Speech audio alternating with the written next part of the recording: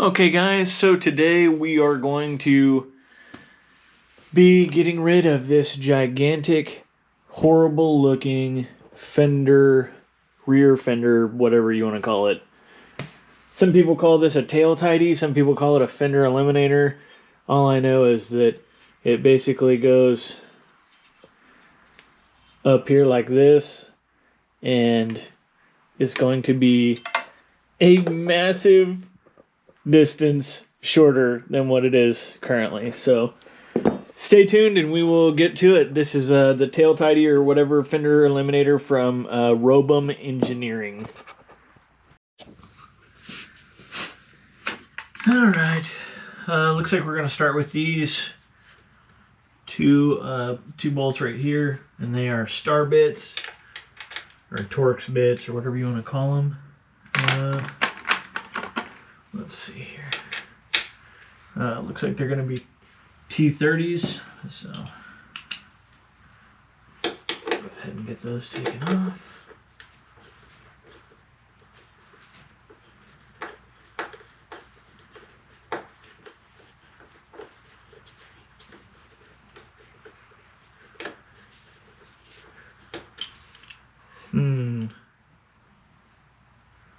My guess is there's something underneath here on the top side that we need to take off first. So let me get the key. Take the seat off.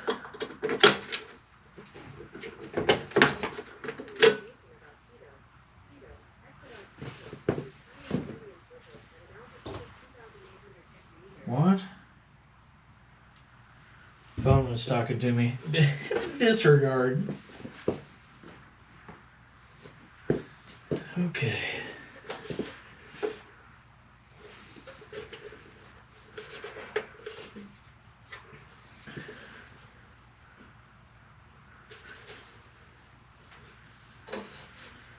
So,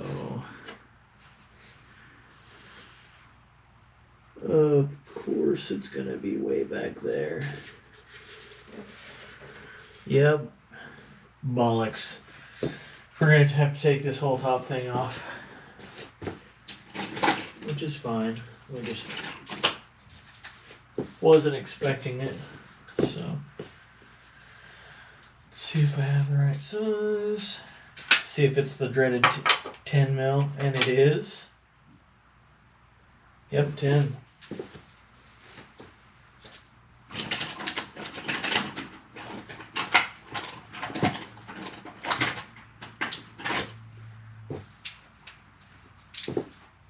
Woo. My tools are all cold because I had them sitting up in my garage.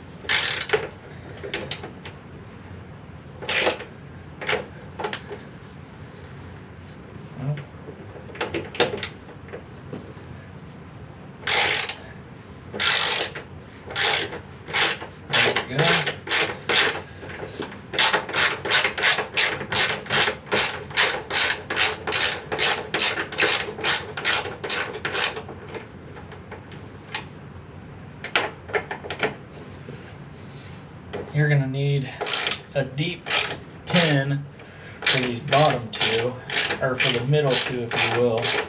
You can do it with a short 10 if you want for the top one and this other one, but might as well just do it with a deep 10 the whole time. Make it easier on yourself, not have to use multiple of the same size sockets for no reason.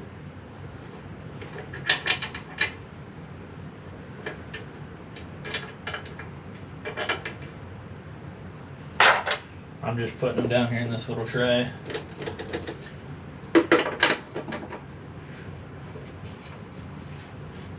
you're definitely on a deep socket for this bottom one too, so you might as well just deep 10 the whole thing.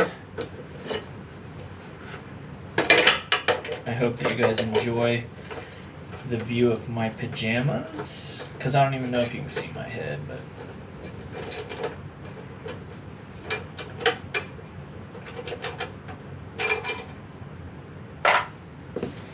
let me just grab you real quick.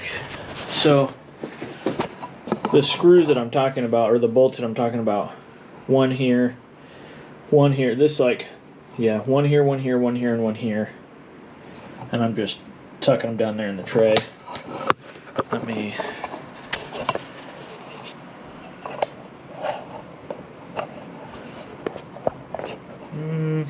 I don't know if that's going to work. Either way, we'll put you on my desk. Okay,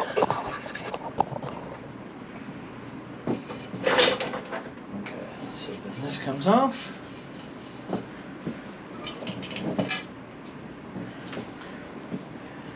Now we can get a better look at things. Man, what a terrible placement for those. So let me show you what I'm working with here. So the bolts that we need to get to, or the nuts that we need to get to, are right there. Let me see if you can see that. So, yeah, right down there. And then there's another one right down there somewhere. Like, I can see it, but I don't know if you guys can or not. So,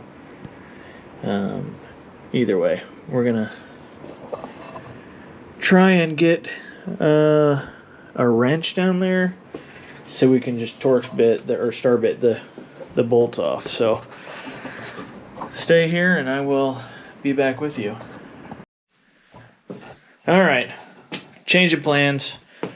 After further review, if you take these two bolts off here and then this one here and then this one here, this black piece right here should be able to slide out, and then we'll have a better view of that. So let me get to that, and then I will bring you back as soon as I get that done. Okay, so the screws are out of this other thing. I just need to figure out how to get this piece out of here without messing anything up. That, I don't know if that will do it.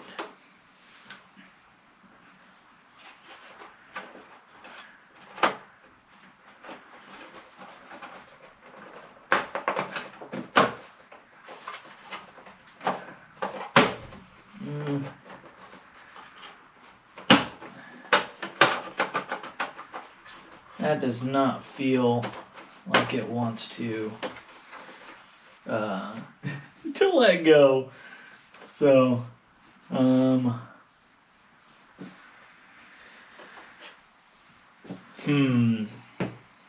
know. Let me think and I'll get back to you. Okay, so I was not able to get this black piece out just by removing these bolts. So I figure I'm gonna have to take this whole tail off, which is not a problem. I just didn't want to do it. So I'm gonna get these black bolts put back in here, these 4, and then I will go ahead and work on taking the bolts off to get the tail off, and I will bring you back as soon as I get to that point.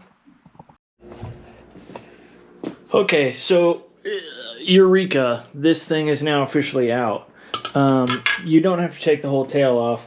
I went ahead and took these bolts out like this, these 2 here, and then these 2 over here, just to really loosen it up. But once you undo these 2 bolts up here, it really loosens everything up, and you can just kind of pull them around. So definitely what I would recommend doing. And then now we have better access getting to our little nuts in there. So I'm gonna get those taken off, and I'll update you when I get back.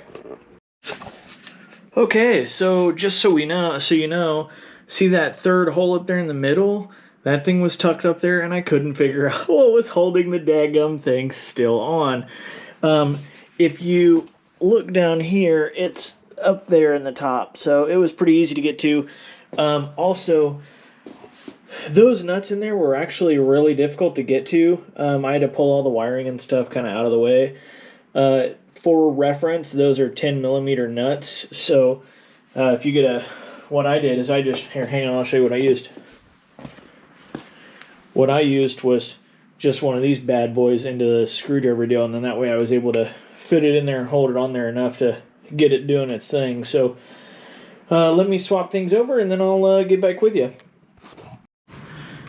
Okay, so I got the back of this thing, or I got the wire attached to this thing, and then there's this little plate over here that's held on by a little Phillips head screwdriver, or Phillips head screw, and then it allows you to see back here to the wiring. And what I've always done, and what I've found that helps me out, is I take a piece of blue tape and then wrap it around the wire, and then I write on it specifically which one it is, so I can make sure that I get the right one back in there. So for example, this one here is the left-hand turn signal, so I will wrap a piece of tape around there and write an L on it, just so I have that. So this one here I'll write an L on, this one over here I'll write an R on, and then this one right here I'll just put a T on or something like that, just for the tag light, so that way I know the difference between them all. That way when I put it back on, it makes everything a whole lot easier to get back on. So let me get this thing taken apart and I will get back with you guys. Okay, so when I was doing this, I took this one out already. It's already on the other deal, but you have to unhook these, obviously, to get them out from the stock fender. So just so you know, like I didn't break mine luckily, but I was sitting there trying to figure out how this worked a little bit. But if you look right here, that's kind of a weird looking clip. I mean, I've never seen one before like that. What you do is, if you pry just very softly underneath this side of it, it will pull out and will allow you to release it and move on. So just a quick tip on that. I used a flathead screwdriver. That's all I really had. All my plastic pry tools are elsewhere at my buddy's garage. So, but yeah, I'm going to finish this up and I'll get back with you. Okay, so 2 bolts that were not included in the kit. It was just an oversight by the company. I already talked to the owner guy, and he was super, super nice about it. Said he'd send me out 2 new ones tomorrow, or he'd just refund me for what I spent on them. No, not necessary by any means. I'm super grateful that he was even remotely there to help, because I had a couple of questions, and he was super nice about helping me with the install, or the questions that I had. So, tell me what kind of bolts I needed. They are M6 button heads, but I think mine are butter heads. Either way, but they work, they fit in the deal, and they thread into the kit. So that's perfect. That's what I needed. Also, in case you run into it like I did, for the LED tag light, you want the bolts to go through the kit into the light. I didn't see that, but it's taken care of now. So all good there. I'm gonna go ahead and get this thing mounted, and then I'll touch base with you guys after I get everything buttoned up, okay? This is what the Robem Engineering fender eliminator looks like. Clearly you can see it's absolutely gorgeous, a hell of a lot shorter than stock, and definitely does the trick. So yeah.